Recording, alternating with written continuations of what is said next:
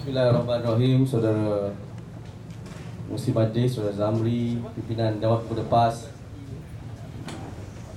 kawasan, pimpinan keadilan DAP,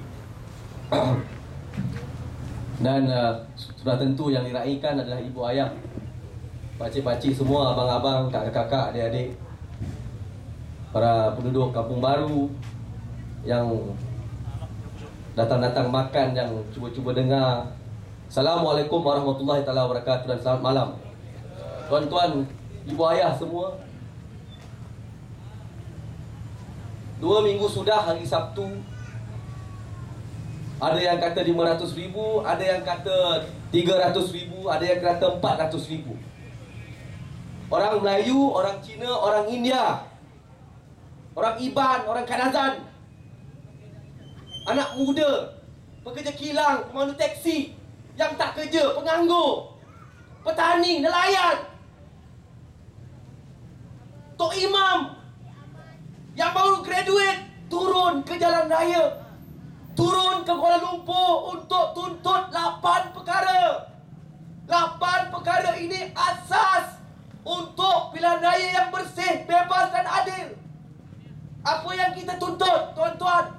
Yang pertama, kita tuntut bersihkan daftar pemilih. Daftar pemilih kena bersih. Yang dah meninggal kena dibuang, yang tak layak kena dibuang, yang dipindah kena kembalikan balik, yang hak kena datangkan balik. Ini yang dituntut, bersihkan daftar pemilih. Yang kedua dituntutnya, yang kita minta, yang kita tuntut, supaya diadakan dakwat kekal. Dakwat kekal, supaya orang tak boleh undi 2 kali, supaya pengundi tidak boleh dimanipulasi, supaya tidak ada orang boleh pergi ke tempat mengundi 2 kali. Dakwat kekal ini sudah dilakukan di banyak negara. Ketiga, kita minta direformasikan undi pos.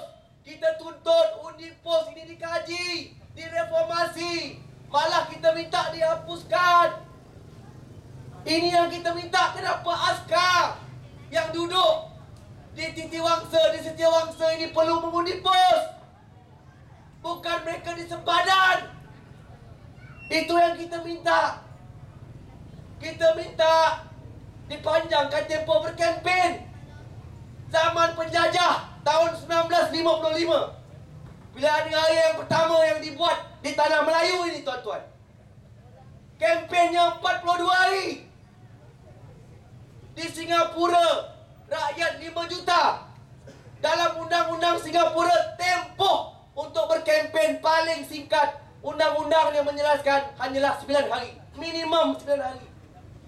Ini yang kita minta. Minimum 21 hari. Ini yang kita minta. Kita minta media kena bebas dan adil. Media bebas dan adil. Bagi semua calon yang bertanding ruang untuk bercakap di televisyen, bercakap di radio. Di Filipina, calon yang bertanding boleh dapat 2 jam di televisyen. Radio boleh dapat 3 jam.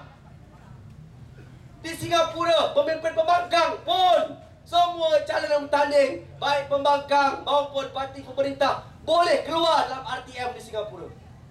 Kita minta supaya institusi awam ini, SPR, polis, SPRM, semua menjadi badan yang bebas. Kita minta institusi-institusi ini menjadi institusi-institusi yang bebas dan adil. Kita minta SPR itu bebas. Kita minta SPR itu ada bajetnya sendiri. Macam mana pelantikan pengurusi SPR di Malaysia? Ahli UMNO baru boleh jadi pengurusi SPR.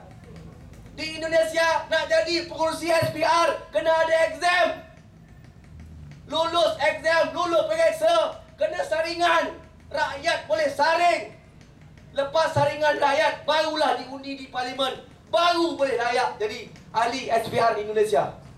Kita minta hentikan politik kotor, fitnah, berleluasa. Kita minta hentikan politik kotor, politik fitnah.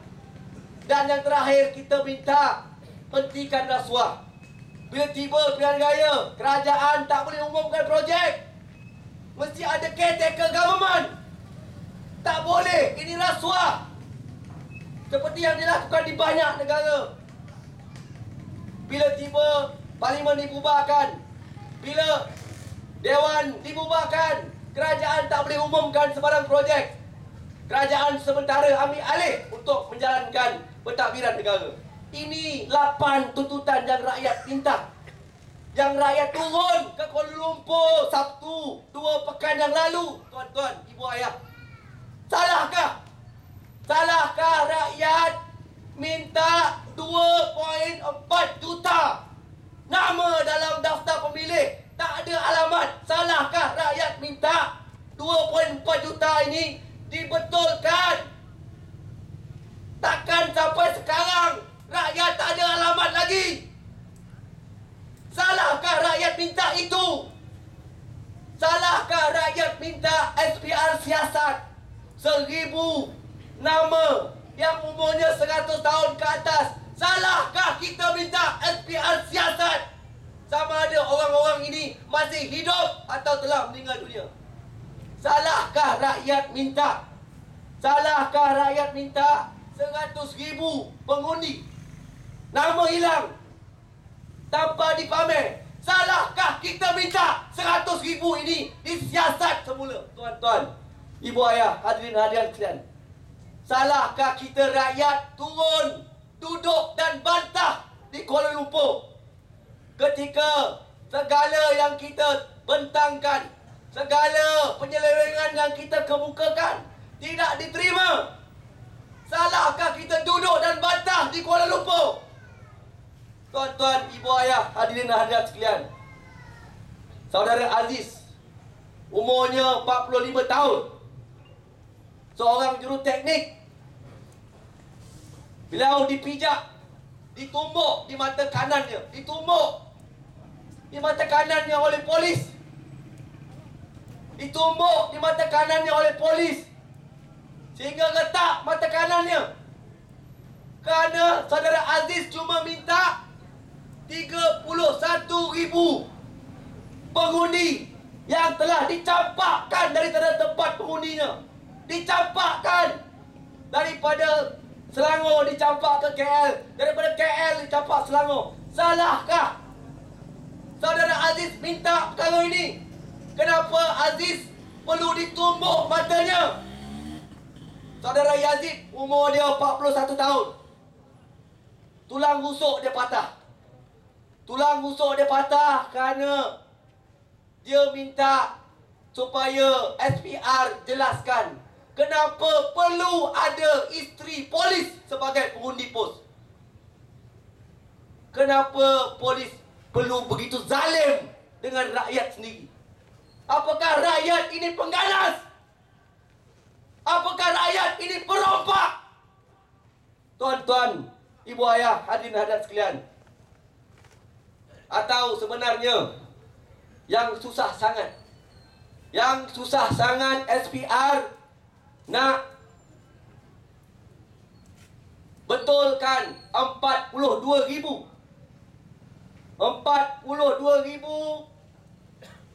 nama pengundi yang disahkan oleh JPN, status warga negaranya diragui. Susah sangat SPR nak betulkan ini. Kenapa susah sangat?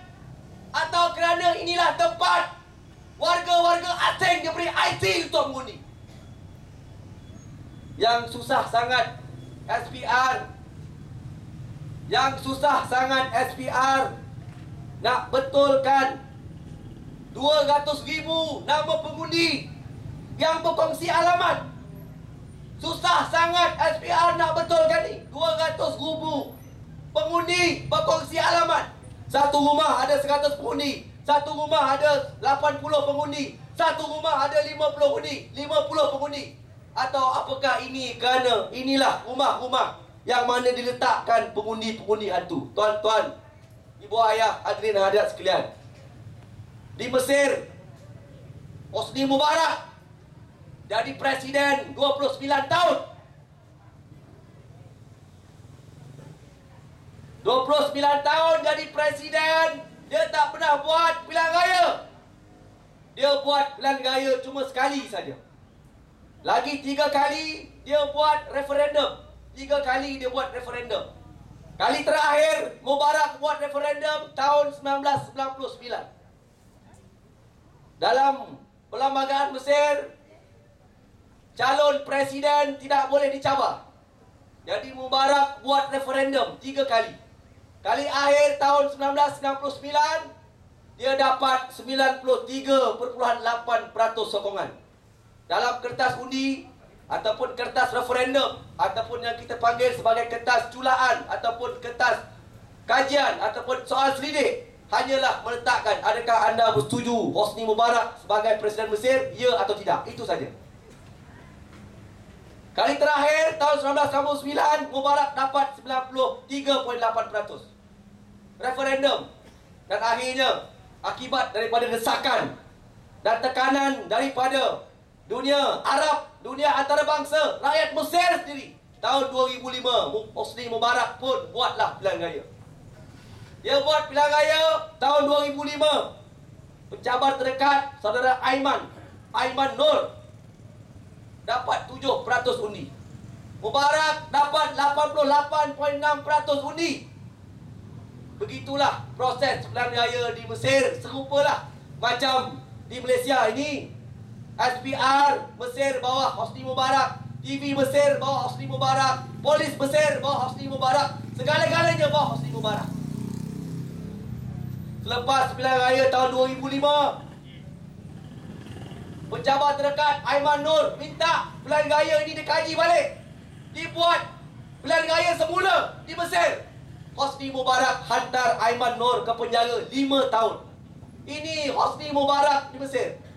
Ikhwanul Muslimin nak letak calon tak boleh. Calon yang berpotensi nak menang tak boleh bertanding. Calon yang nampak bagus diharamkan bertanding. Inilah Hosni Mubarak di Mesir, 29 tahun. Tapi tak sampai 6 tahun lepas dia menang dalam pilihan raya yang penuh penipuan, penuh penyelewengan di Mesir, tahun 2011, rakyat turun ke jalan raya untuk tumbangkan Hosni Mubarak. Tuan-tuan, ibu ayah, hadirin dan sekalian, kita di Malaysia ini, kita baru buat bersih 1, bersih 2, bersih 3. Dan bersih ini kita tuntut pilihan raya yang bersih, bebas dan adil. Itu yang kita tuntut dengan berbekalkan garam dan mineral water dan toilet good morning. SPR boleh tipu rakyat sekali. SPR boleh tipu rakyat 2 kali, 3 kali, 100 kali pun SPR boleh tipu rakyat. Tapi belum tentu selama-lamanya rakyat akan benarkan SPR menipu kita. Begitu juga SPR boleh tipu penyokong Pakatan Rakyat sekali. 2 kali dia boleh tipu penyokong Pakatan Rakyat. 10 kali dia boleh tipu penyokong Pakatan Rakyat. 11 kali dia boleh tipu penyokong Pakatan Rakyat. 12 kali SPR boleh tipu penyokong Pakatan Rakyat. Tetapi adakah kita akan biarkan dia nak tipu kali ke-13 ini? Kita akan bangun dan lawan. Kita akan bangun dan lawan, dan kita akan turun sejuta rakyat ke jalan raya untuk menuntut pilihan raya yang bersih, bebas dan adil. Kerana tuan-tuan, ibu ayah, hadirin dan sekalian, kerana hanya dengan pilihan raya yang bersih, bebas dan adil, barulah rakyat benar-benar menjadi tuan kepada negaranya sendiri. Hanya dengan pilihan raya yang bersih, bebas dan adil, barulah kita akan dapat pemimpin yang benar-benar rasakan tanggungjawab yang diamanahkannya itu betul-betul tanggungjawab yang berat. Sebab dia dipilih melalui pilihan raya yang bersih, bukan melalui undi hantu. Maka itu tuan-tuan, ibu ayah, hadirin dan sekalian, anak-anak muda di Kampung Baru, tuan-tuan yang dengar ceramah kita pada malam ini, insya-Allah saya minta tuan-tuan, kalau 28 April yang lalu kita ada 300,000 yang turun ke jalan raya.